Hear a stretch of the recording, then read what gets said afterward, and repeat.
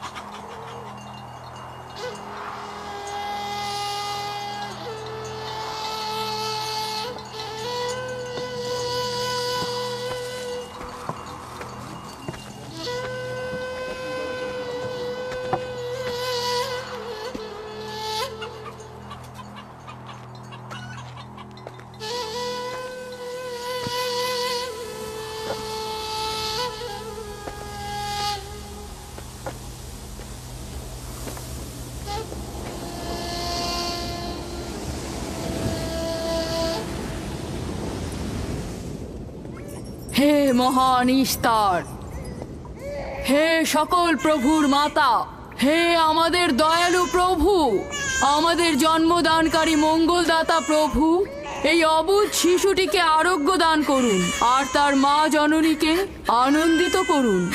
এই অবুঝ শিশুর মাতা প্রতিজ্ঞা করেছে প্রভু, তোমার দরবারে সে মূল্যবান হাদিয়া প্রদান করবে।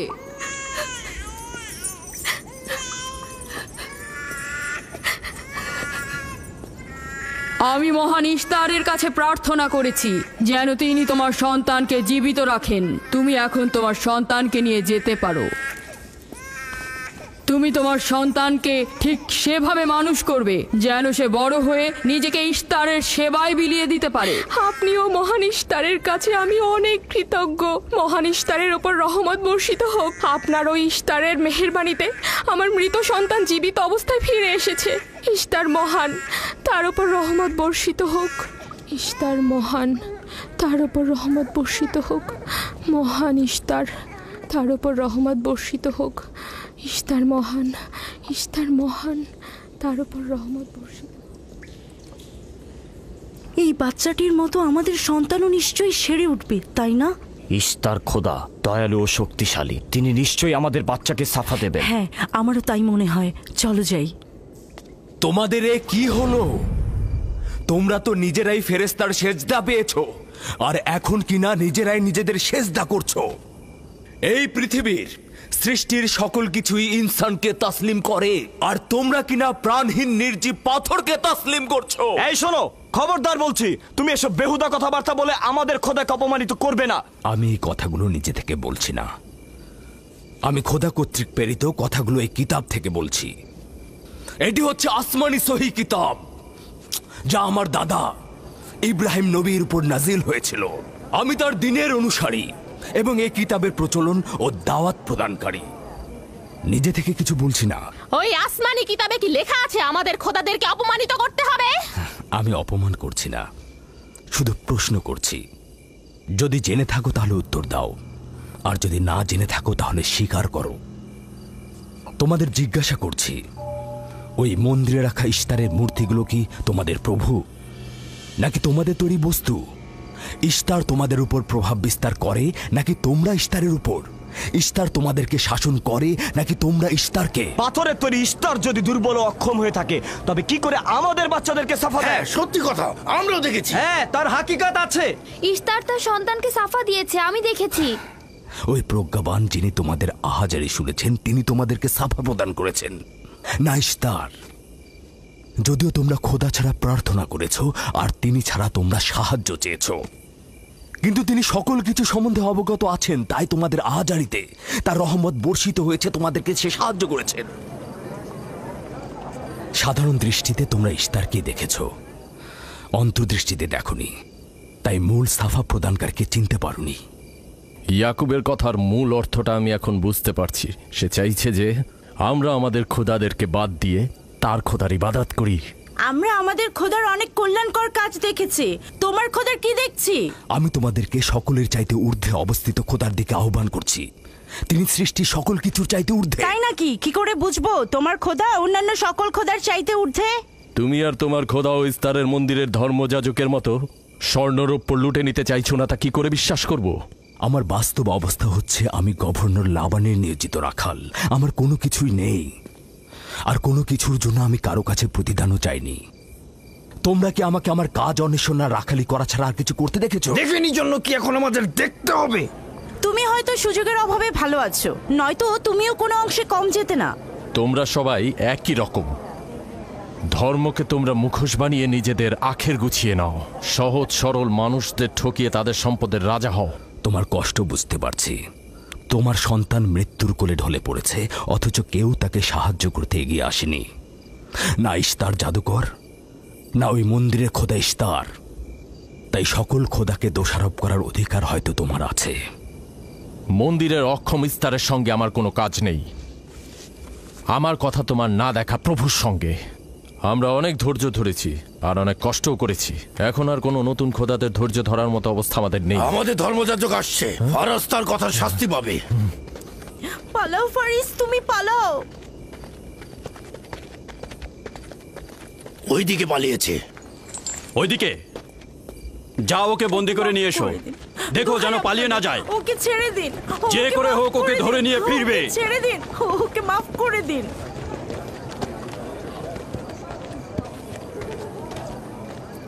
যদি শুধুমাত্র গভর্নরের জামাতা না হতে, তাহলে আমি জানি তোমাকে কিভাবে শায়েস্তা করতে হয়। মন্দিরের কোনো প্রতিনিধির সাথে আমার কোনো কাজ নেই। তোমরা সবাই চলে যাও। ইয়াকুবের কুফরি কথায় তোমরা কেউ কান দেবে না, আর কেউ বিশ্বাস করবে না। তোমরা কি কেউ দেখছো না? হ্যাঁ, এই ইয়াকুব তার কুফরি কথাবার্তার কারণে ফাদ্দানে দুর্ভিক্ষ নিয়ে আসছে। আমাদের ধর্মযাজক ঠিক কথাটাই বলেছেন। ইস্তারের অভিশাপে বালা মুসিবত আসার পূর্বেই চলো চলো আমরা এখান থেকে চলে যাই।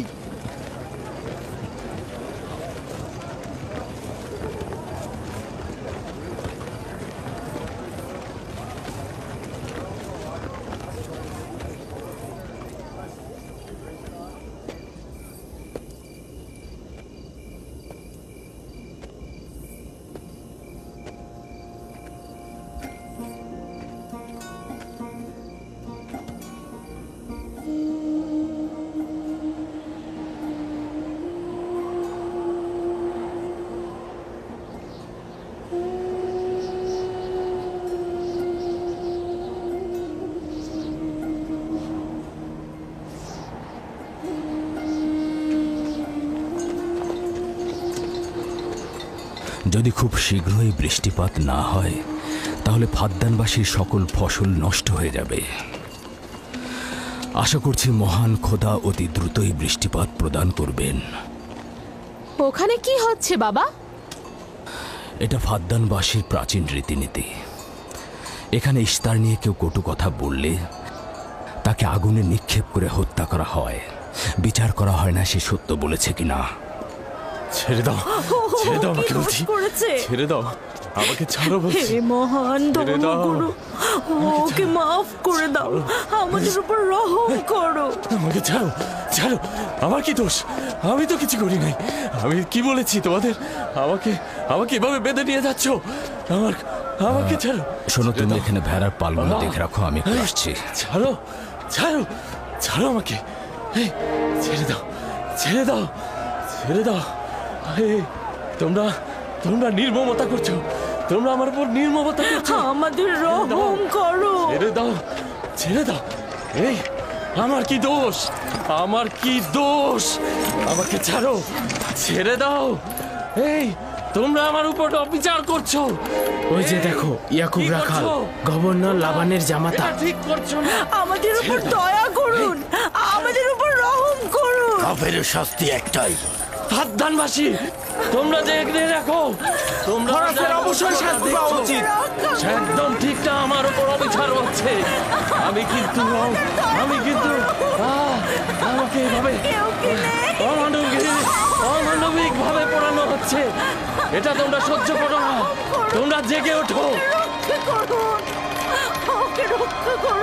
আমাকে বাঁচাও, বাঁচাও ফাদ্দানবাসী, আমাকে বাঁচাও ফাদ্দানবাসী। আমি বলছি আমি কোনো অন্যায় করিনি। অভিযুক্ত ফারাজ ইস্তারের শত্রু ও পাথর দিয়ে ইস্তারকে আক্রমণ করতে চেয়েছে এবং আমাদের খোদাকে অসমর্থ ও নালায়েক বলে আখ্যায়িত করেছে। ফাদ্দান শহরের প্রাচীন রীতিনীতি অনুযায়ী যে আমাদের খোদা ইস্তারকে অবমাননা করবে তাকে অবশ্যই আগুনে নিক্ষেপ করে হত্যা করা হবে।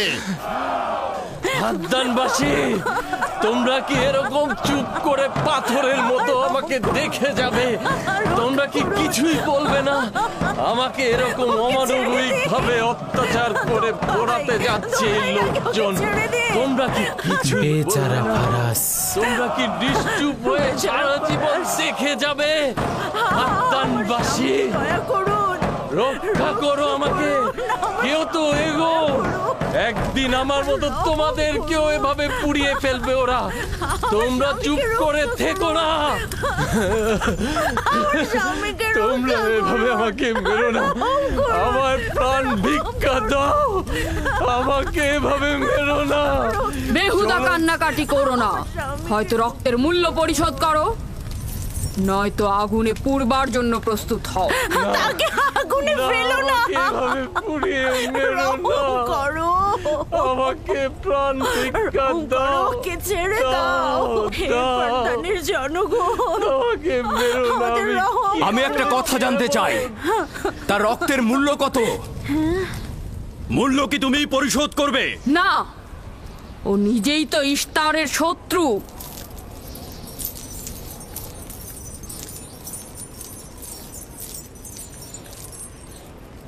তুমি নিজেই তো ইস্তারের শত্রু, প্রথমে তোমার নিজের রক্তের মূল্য পরিশোধ করো।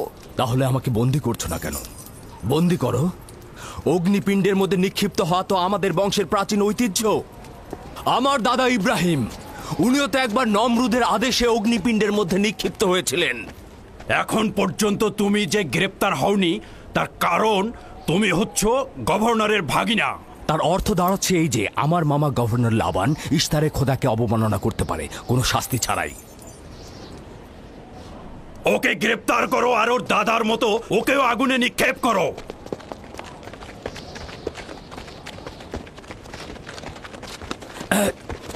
ছেড়ে দাও, আমার প্রশ্নের উত্তর দাও, ছেড়ে দাও আমাকে। এখানে কি হচ্ছে এসব?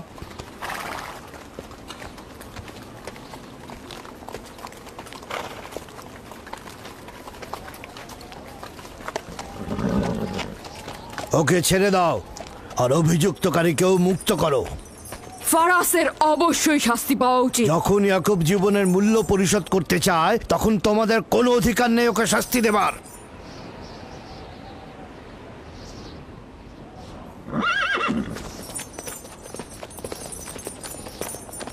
তাকে মুক্ত করে দিন।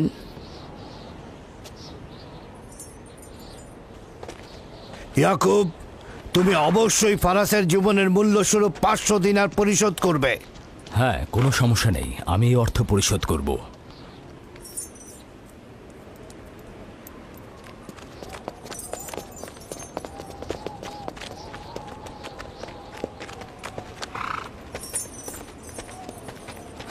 খোদা তাআলা আমার দয়ালু মামাকে হেফাজত করুক।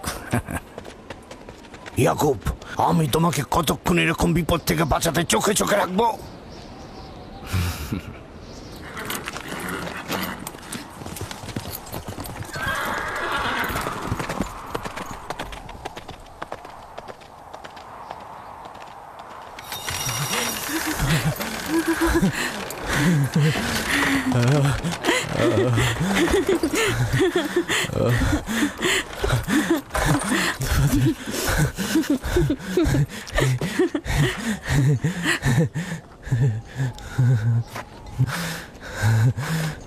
আপনি মহান, আমরা কৃতজ্ঞ, আমরা অনেক কৃতজ্ঞ আপনার কাছে।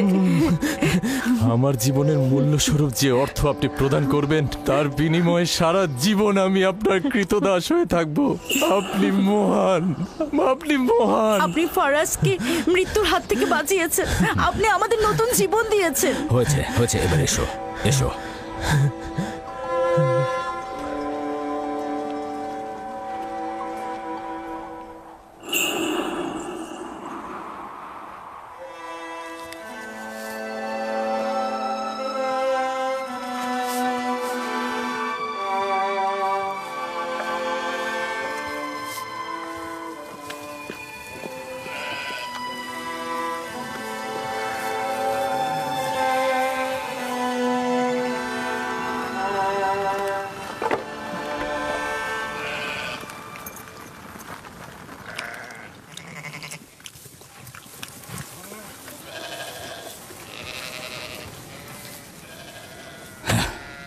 লোকটি আসলেই খুব ভালো, আসার পর থেকে শুধু কাজই করে যাচ্ছে।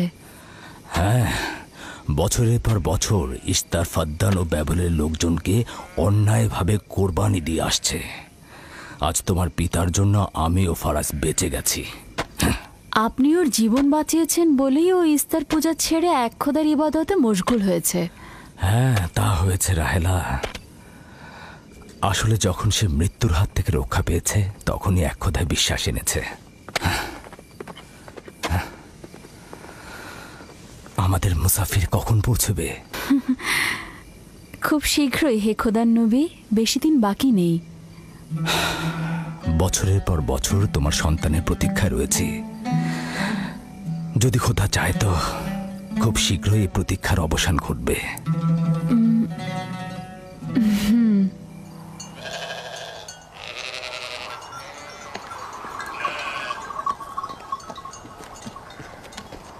ইস্তেকদার, তোমার ও তোমার পরিবারকে সালাম। তোমার উপরও দরুদ বর্ষিত হোক ইয়াকুব রাখাল। হ্যাঁ, কৃতজ্ঞতা জ্ঞাপন করছি। মন্দিরে ইস্তারের জন্য খোরমা হাদিয়ে নিয়ে যাচ্ছ? প্রভুদেরকে তো অবশ্যই খুশি করতে হবে, তা না হলে তো এবছর বৃষ্টিপাত হবে না, তাই না? আমার কিন্তু মনে হয় মন্দিরের ইস্তারে চাইতে তোমাদের বেশি দরকার ওই খোরমা। তোমার কাজ হচ্ছে আমাদের খোদাকে অপমানিত করে আমাদেরকে রাগান্বিত করা, তাই তো? তোমরা কি নিশ্চিত যে ইস্তারের মন্দিরের ওই পাথরের মূর্তিগুলো সত্যিকার অর্থে বৃষ্টি বর্ষিত করতে পারবে? তোমার এসব কুফুরি কথাবার্তার কারণেই আমাদের মন্দিরের খোদা নাখোশ হয়েছে, আর এই কারণেই ফাদ্দানের আকাশে আজ মেঘ নেই। এই ইয়াকুব, ইস্তারের অবমাননা থেকে তুমি নিজেকে রক্ষা করো। চলে এসো, চলে এসো।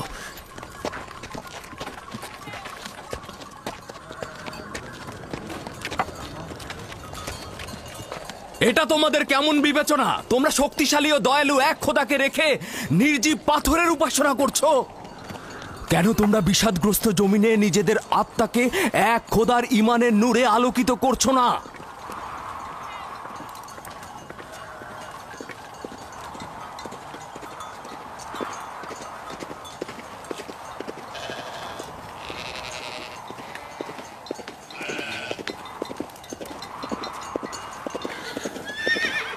হে মহান ইস্তার ইলাহি, তোমার ফলপ্রসূ এই মন্দিরখানা তোমার শত্রুদের রক্ত দ্বারা পবিত্র করব। শুষ্ক মৌসুমকে এই অঞ্চল থেকে দূর করে দাও, তোমার রহমতের বৃষ্টি বর্ষণ করো।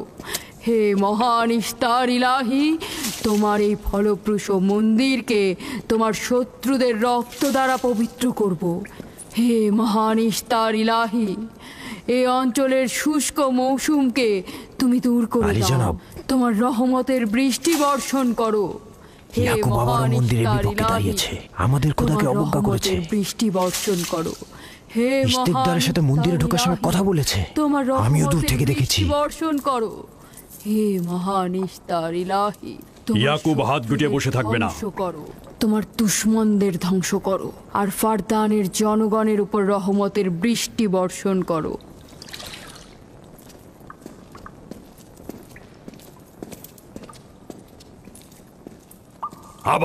ইয়াকুব শুরু করেছে। আশা করছি ওর উপর এবার খোদার লানত বর্ষিত হবে। এখন আমাদের কি করা উচিত? লাবানকে এখানে ডাকো, তার সাথেই সমাধান করব। যত তাড়াতাড়ি সম্ভব লাবানকে আমন্ত্রণ করো।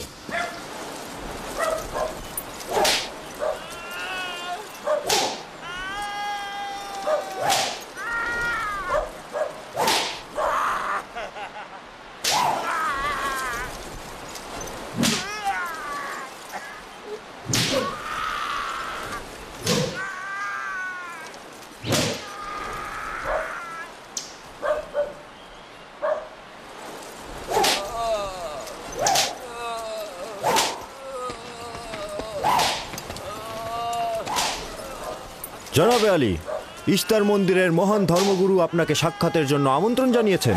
গুরুত্বপূর্ণ কিছু? হ্যাঁ জনাবে আলী। হ্যাঁ, এবার বন্ধ করো।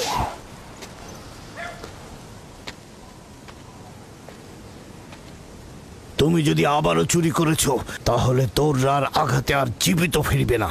আমি কথা দিচ্ছি এমন ভুল আর কখনো হবে না। ছেড়ে দাও একে। এসো।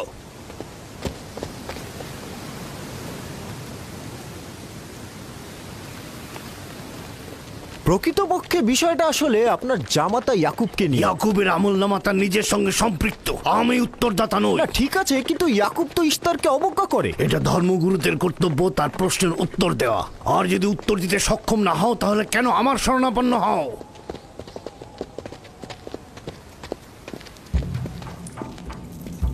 খোদার চাইতেও বড় খোদা মহান ইস্তার রাগান্বিত হয়েছেন।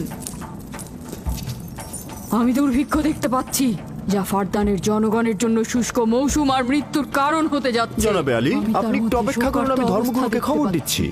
মহান ইস্তারকে সে রাগান্বিত করেছে। এই অপমান ইস্তার সহ্য করতে পারছেন না। কেউ একজন ইস্তারকে খেপিয়ে তুলেছে। যে মহান খোদাকে অপমান করেছে সে দ্রুতই শাস্তি পাবে। মহান ইস্তার তার বলি যাচ্ছেন। লাবান, কেন তোমার ভাগিনে ইয়াকুবের কুফরি বন্ধ করছো না? তোমরা তো ব্যাবিলনের জনগণের ইমানের মালিক, তার প্রশ্নের জবাব দিয়ে দাও। আমি তো গভর্নর, ধর্মগুরু নই। কিন্তু সে তোমার ভাগিনা এবং তোমার কন্যাদের স্বামী। আমি ফারদানের শান্তি আর নিরাপত্তায় নিয়োজিত, আমার ভাগিনার কার্যাবলী দেখার জন্য নয়। এই কারণেই তাকে শান্ত করতে হবে। সে ফারদানের শান্তি নষ্ট করছে। ফারদানের শান্তি ফিরিয়ে আনতে হবে, তা না হলে অতি দ্রুত ফারদানের বুকে দুর্ভিক্ষ নেমে আসবে, আর এটার দায়ভার সম্পূর্ণ ইয়াকুবের। কি করে করি বলো? ইয়াকুব এখানে ভেড়া রক্ষণাবেক্ষণের প্রধান ব্যক্তি, অর্থনৈতিক চালিকা শক্তিও বটে। আর ও কিনা হয়ে গেল এখানকার বদখদের প্রধান কারণ। হ্যাঁ, কারণ ও এখনো ইস্তারের কুফরি করেই যাচ্ছে। ইয়াকুব তো ব্যাবিলনের খোদাদের উপর ঈমান আনেনি, কিন্তু তারা তো কিছু বলেনি। ব্যাবিলনের খোদাদের প্রতি ঈমান না আনলেও তাদেরকে কখনো অবজ্ঞা করে কথা বলেনি। কিন্তু এখানে তো সে মহান ইস্তারকে অবমাননা করেই চলেছে। তুমি অবশ্যই তাকে শান্ত করবে। অবমাননা করে? অবশ্যই করে। তুমি কি কখনো ভেবে দেখেছো যে ব্যাবিলন রাজ্য কেন তোমাকে নিয়োজিত করেছে? তাহলে এটাও জেনে রাখো কেন আমাকে গভর্নর নিয়োগ করা হয়েছে। উত্তম হলো এটা জানা যে আমি ব্যাবিলন থেকে ফরমান গ্রহণ করি, না তোমাদের থেকে, না তোমাদের ইস্তার থেকে। যদি ইস্তারের মন্দিরের ধর্মগুরু বাবেল এই কথাগুলো তুলে ধরেন তবে কোনো অসুবিধা নেই তো?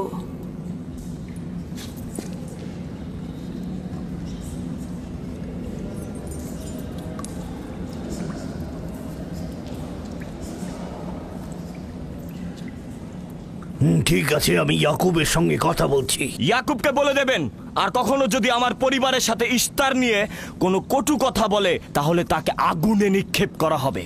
কুকুরের ছানা তার বাবা মার কাছে ঘেউ ঘেউ শেখার আগে নেকড়ের কাছে ছিন্ন ভিন্ন হয়ে যায়। তোমার নিজের জবানের হেফাজত করো। এবারের মতো ক্ষমা করে দিচ্ছি, পরের বার কিন্তু করব না।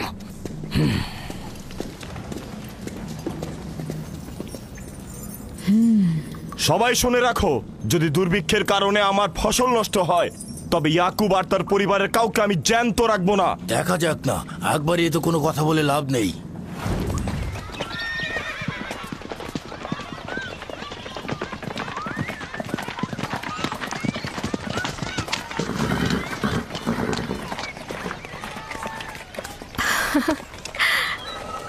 আব্বাজান এসেছেন।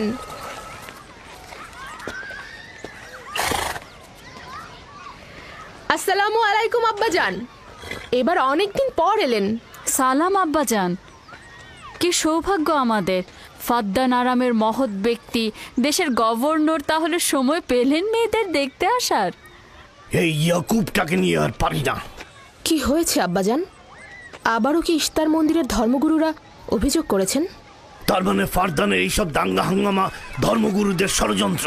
ইয়াকুব এগুলোর সঙ্গে জড়িত নয়, তাই তো? আব্বাজান, আপনি খুব ভালো করেই জানেন ইয়াকুব রেসালাত আর নিজের কাজ ছাড়া অন্য কিছুই করে না। কয়েক হাজার বছরের প্রচলিত ইস্তার মন্দিরের সঙ্গে তার কি কাজ? যদি সে এটাই চায় যে সে তার পিতামহের দিন প্রচার করবে, তাহলে সে আমাদের পরিবারের সঙ্গে করুক। কিন্তু মানুষের বিশ্বাসকে কেন অবমাননা করছে? আমার মনে হয় আব্বা আপনি ভুল করছেন। সে অবমাননা করছে না, সত্য প্রচার করছে। আব্বাজান, কিছু মনে করবেন না। ইয়াকুব আসলে এক খোদার প্রতিনিধি হয়ে তার নিয়মকানুন সম্পর্কে জনগণকে সচেতন করে তুলছেন, যেটা তার কর্তব্য বলে মনে করছেন। যেরকম আপনার কর্তব্য ফাদ্দানের জনগণের নিরাপত্তা প্রদান করা। তোমরা তার মতো কঠোর ও বেপরোয়া হয়েছ। আমি যদি চাই দায়িত্ব পালন করতে, তাহলে তোমরা মরুভূমিতে ভবঘুরে হয়ে ঘুরবে। আব্বাজান, আমি আর আমার বোন লিয়া আমাদের স্বামীর দিনে অটল আছি, তাই এক খোদার আইন বাস্তবায়নে আমরা তাকে সাহায্য করেই যাব। তোমরা সবাই দেওয়ানা হয়ে গেছো। তোমরা কেউ আমার অবস্থার কথা চিন্তা করছো না। তোমরা কি জানো, ব্যাবিলনের ধর্মগুরু যদি জানতে পারে আমার ভাগিনা ইস্তারের বিরুদ্ধে অপপ্রচার চালাচ্ছে, তাহলে আমার কি অবস্থা হবে ভাবো। আমি তখন কতটা বিপদে পড়বো। ইয়াকুবের খোদার শক্তি ওই বাবেলের মন্দিরের ইস্তারের থেকে অনেক বেশি। আব্বাজান, আমাদের উচিত হচ্ছে আমাদের নিজেদের খোদাকে ভয় করা, ওই পাথরের খোদাকে নয়। আমার না তার খোদার সঙ্গে কোনো কাজ রয়েছে, না এদের খোদা। শুধু বলবো ইয়াকুবের কোনো অধিকার নেই ফাদ্দানের লোকের কাছে আমার অবস্থান নড়বড় করে দেয়া। কি হয়েছে রাহেলা? রাহেলা, রাহেলা, কি হয়েছে রাহেলা?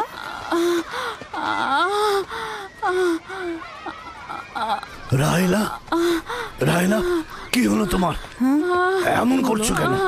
আলহামদুলিল্লাহ, মনে হয় সময় হয়ে গেছে। যাও, ধাত্রীকে খবর পাঠাও। আচ্ছা আচ্ছা, যাও।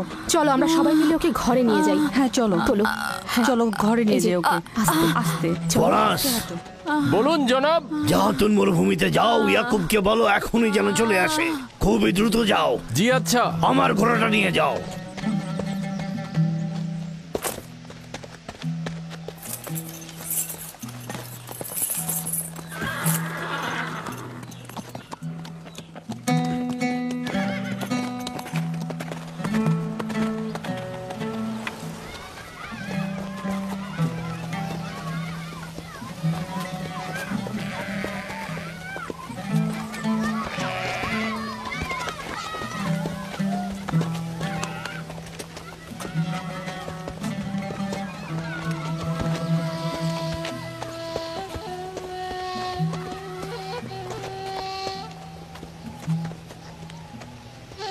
রাখালেরা চতুষ্পদী প্রাণীগুলোকে হেদায়েত করে, আর নবুয়াত ইনসানদের হেদায়েত করে থাকে। সম্ভবত এ কারণেই অধিকাংশ নবী রাখাল ছিলেন। আমি ইসরায়েল ভেড়াগুলোর সঙ্গে আমার সন্তানদেরও মরুভূমিতে নিয়ে এসেছি, যাতে তারা হেদায়েত গ্রহণ শিখতে পারে। আমার সন্তান বনি ইসরায়েলেরা কেন ক্ষমতা ও পেশি শক্তিকে মূল দণ্ড হিসেবে মনে করছে? আমি তো তাদেরকে পেশি শক্তি বা জোর করে চাপিয়ে দেওয়া কোনো কিছু শিক্ষা দেইনি। তোমরা কি শুরু করলে? তোমরা কি শুরু করলে? ওঠো, ওঠো শামুন, ওঠো। আমার উত্তরাধিকারী ও পরিবারের প্রধান সেই হবে যে খোদাকে সবচাইতে বেশি ভালোবাসবে। ইব্রাহিম ও ইসহাক ছিলেন সর্বোৎকৃষ্ট। তার মানে এই নয় যে তারা অধিক শক্তিশালী ছিলেন। শক্তি দিয়ে সবকিছু জয় করা যায় না।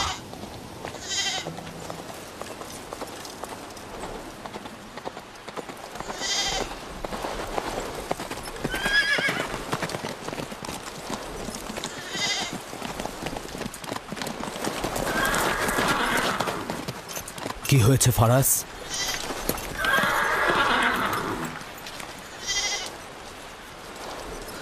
তোমরা ভেড়াগুলোকে নিয়ে আসো।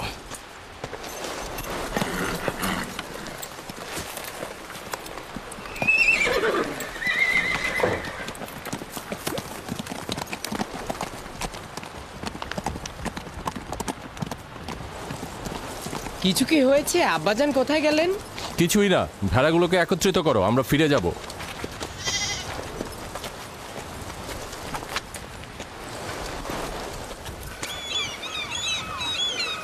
বেল, হ্যাঁ, রাহেল তো তোমার সতীন। রাহেলের সঙ্গে তোমার অনেক ভালো সম্পর্ক দেখছি। ওই সন্তান না থাকায় ভালো সম্পর্কটা ছিল। রাহেলের সাথেও ভালো সম্পর্ক ছিল, ওই ইয়াকুবের সাথেও ভালো সম্পর্কটা ছিল। আমার সন্তান নেই, তার সন্তান হচ্ছে, ভালো সম্পর্কটা থাকে কি করে? এমন ভাবে বলছো কেন? রাহেল আর ইয়াকুব তো ইনসান হিসেবে খুবই ভালো। হ্যাঁ, কিন্তু ইয়াকুব তো রাহেলকে অনেক বেশি ভালোবাসে। আর যেহেতু এখন তার সন্তান হচ্ছে, তার স্থান তো সব স্ত্রীর থেকে উপরেই হবে, তাই না? ইয়াকুবের কয়টা স্ত্রী? 4 জন, আমি, লিয়া, জুলফা ও রাহেলা। এই বাদ দাও তো এসব, তাড়াতাড়ি চলো, না হলে শব্দ শেষে আবার আমার ঘাড়েই পড়বে। আরে আমি তো জানি ইয়াকুব বড় ন্যায়পরায়ণ আর মেহেরবান। সকল হিংসা ভুলে একটু ভালোবাসাটাকে বাড়াও, দেখবে সেও তোমাকে খুব ভালোবাসবে। আর ও তো খুব ভালো মানুষ। জনাবে আলী লাবান, আপনার ওপর শান্তি বর্ষিত হোক। ভালো পুরস্কার পেতে যাচ্ছ, কিন্তু রাহেল আর তার সন্তানকে সুস্থ চায়। চিন্তা করবেন না, আমি অনেক অভিজ্ঞ ধাত্রী।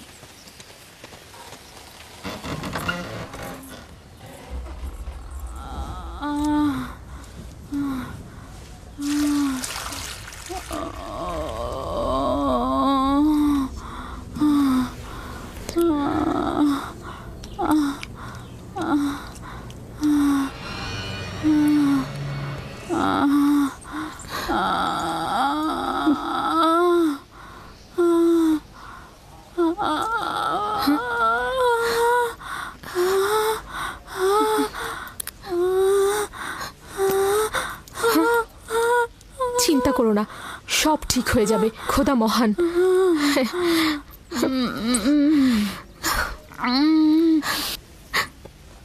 রাহেল, রাহেল, রাহেল, এই যে রাহেল, কি হলো? কথা বলো। রাহেল, রাহেল, রাহেল, রাহেল রাহেল বেহুশ হয়ে গেছে। রাহেল, রাহেল চোখ খোলো। রাহেল কথা বলো। রাহেল, রাহেল, এই যে রাহেল। রাহেলা, হ্যাঁ, এমন তো নয় তার উপর ইস্তারের খোদা রাগ পড়েছে।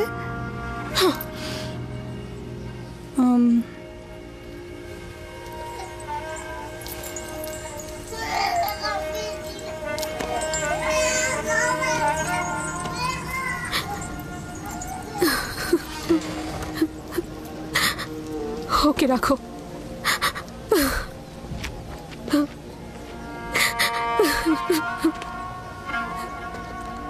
তোমরা তোমার খালার জন্য দোয়া করো, তোমাদের দোয়া খুব তাড়াতাড়ি কবুল হবে।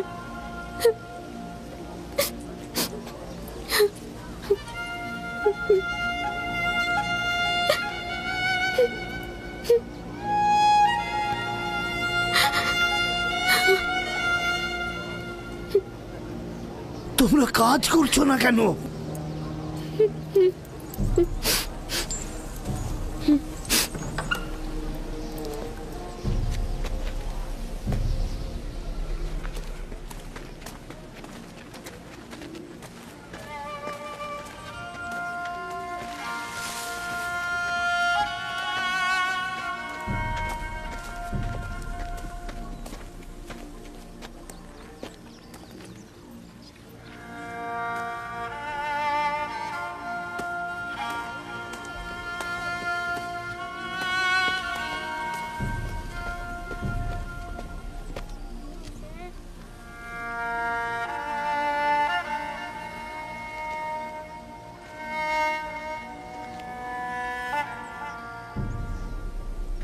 কেউ একজন ইস্তারকে রাগান্বিত করেছে। আগুন ও রক্ত দেখতে পাচ্ছি, অলক্ষণে মৃত্যুর ছায়া সর্বত্র দেখতে পাচ্ছি। আগুন প্রথমে কাফেরের পোশাকের নিম্নাংশ গ্রাস করবে। যারা ইস্তারকে অবমাননা করেছে, অতি দ্রুতই তাদের ধ্বংস আসন্ন। হ্যাঁ, ইস্তার তাকে ক্ষমা করবে না, অতি দ্রুতই সে তার শাস্তি পাবে। আমার মনে হয় ওরা ইস্তারের অভিশাপের ফল ভোগ করছে। ইয়াকুব তো সব সময় ইস্তারকে অবজ্ঞা করে কথা বলে। হ্যাঁ, ইশতার বলেছিল কুফরিকারী কাফের তার রোশানল থেকে রক্ষা পাবে না। ইয়াকুব তো ইশতার আর তার খোদাকে নিয়ে কত বেহুদা কথা বলেছে, মনে হচ্ছে তারই ফল ভোগ করছে।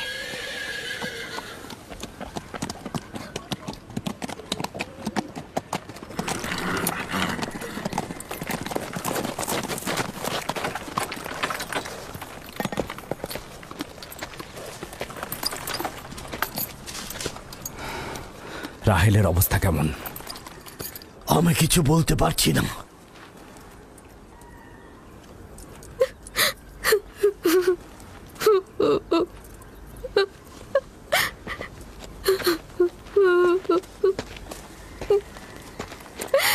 কিছু একটা করুন, রাহেলের অবস্থা খুবই খারাপ।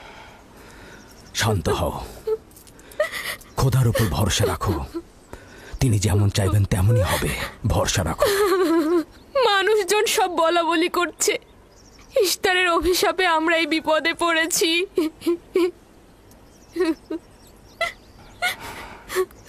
খুব ভালো, এবার দেখা যাক রাহেল ও তার সন্তানের খোদা সবচাইতে বেশি শক্তিশালী নাকি ওই ইশতারের খোদা।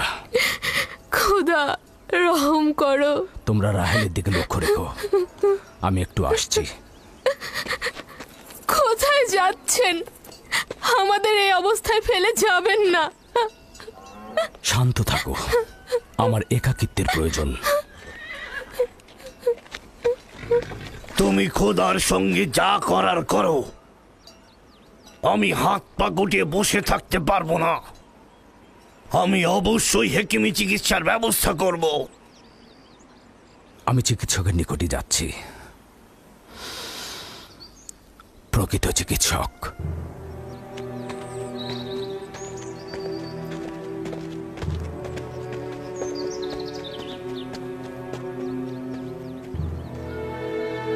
সে যেমন ফাদ্দানের লোকেদের বিপদের কারণ হয়েছে, তদ্রুপ আমার কন্যাদেরও বিপদের কারণ হয়েছে।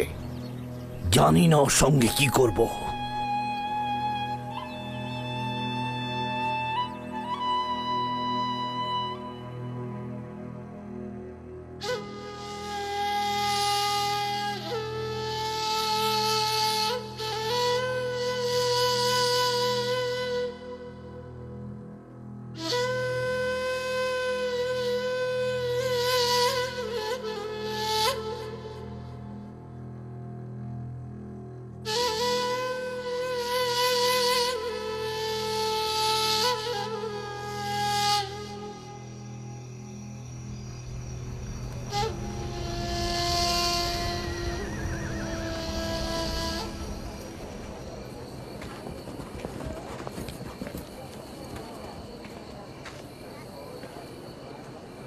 কেন যে ইশতার মা তাকে ডেকে আনছে না, সে তো সবচেয়ে বড় ধাত্রী। হ্যাঁ, তারা বলছি। জনাব লাবান, ইশতারের কাছে লোক পাঠান। ধাত্রী হিসেবে সে কিন্তু সবচাইতে ভালো।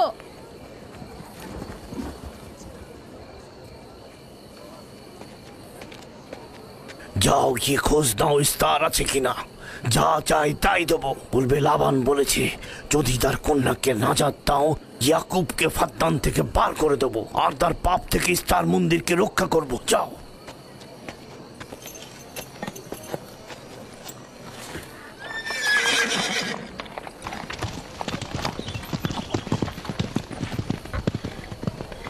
ইয়াকুব ইশতারের খোদাকে অপমান করেছে। ইশতারকে অবমাননা করার শাস্তি এইরকমই হয়। তোমাদের চেঁচামেচি বন্ধ করো।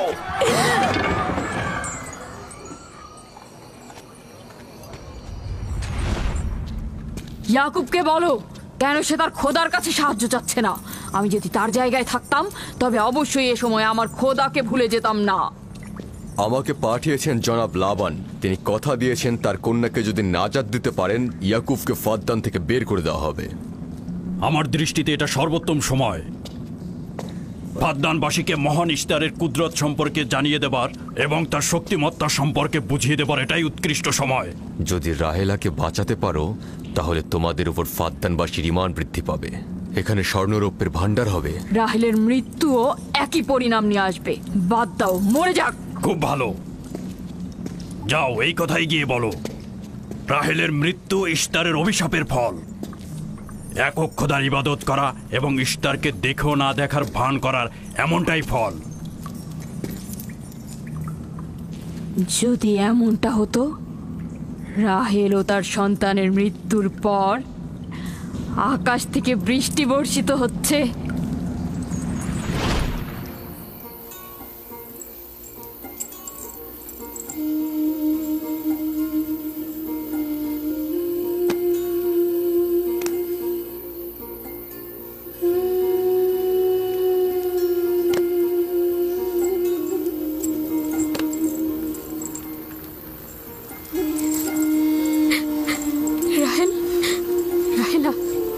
রাহেলা, তুমি শুনতে পাচ্ছ?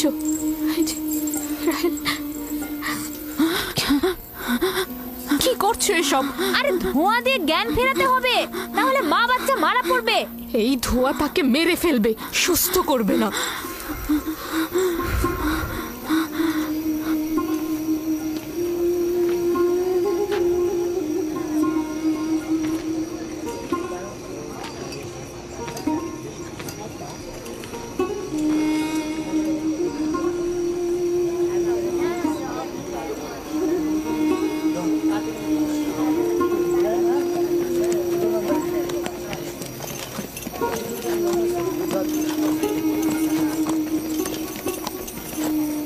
ইশতার মাতে আসছেন।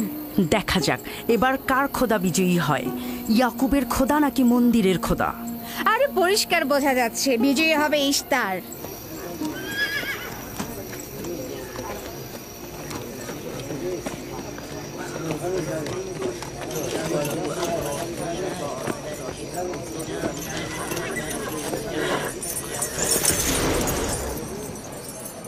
লাবান, আমার কথায় কষ্ট পেয়েছো তাই না? আর ইয়াকুব যে বলল তার খোদা সর্বশক্তিমান, অধিক দয়ালু, তবে তার খোদা কেন এসে তাকে সাহায্য করছে না? রাহেলের জীবন এখন তোমার হাতে, তুমি তাকে সাহায্য করো। আমি কখনোই ভাবিনি যে ইয়াকুব এত দ্রুতই মহান ইশতারের শরণাপন্ন হবে। কত অবাক করা বেহুদা ও কাল্পনিক মিথ্যা আর বাতিল চিন্তার মধ্যে মগ্ন আছো। এই বাতিল চিন্তার সত্যতা একটু পরেই তুমি উপলব্ধি করবে, যখন তোমার স্ত্রী সন্তান মৃত্যুর মুখে পতিত হবে। জীবন ও মৃত্যু সম্পূর্ণ খোদার হাতে, না ইশতারের পাথরের মূর্তির হাতে। আমি ইশতারকে এখানে আসতে বলেছি। রাহেলের অবস্থা খুবই খারাপ। রাহেলের নিজের খোদা ব্যতীত আর কারো খোদার প্রয়োজন নেই। তুমি বের হয়ে যাও, বের হও। ইয়াকুব, আমি এখানে দাঁড়িয়ে আছি। দাঁড়িয়ে আছো কেন? বের হয়ে যাও। তোমার স্ত্রী সন্তান ধ্বংস হবে। মহান ইশতারের ক্রোধে তোমাদের ধ্বংস অনিবার্য। আমার সহধর্মিনী তোমার দয়ায় আসেনি যে তোমার বদ দয়ায় ধ্বংস হয়ে যাবে। তুমি বের হয়ে যাও। জনগণ, এই লোক নিজের জন্য কোনো রহম নিয়ে আসেনি এবং সে তোমাদেরও কোনো রহম দিতে পারবে না। সে তোমাদের জন্য যেমন দুর্ভিক্ষ নিয়ে আসছে, তেমনি তার স্ত্রী পুত্রের জন্য মৃত্যু ডেকে নিয়ে আসছে। অতি দ্রুতই তোমরা ইশতারের কুদরত দেখতে পাবে। তোমার কারণে আমার কন্যার জীবন যদি বিপন্ন হয়,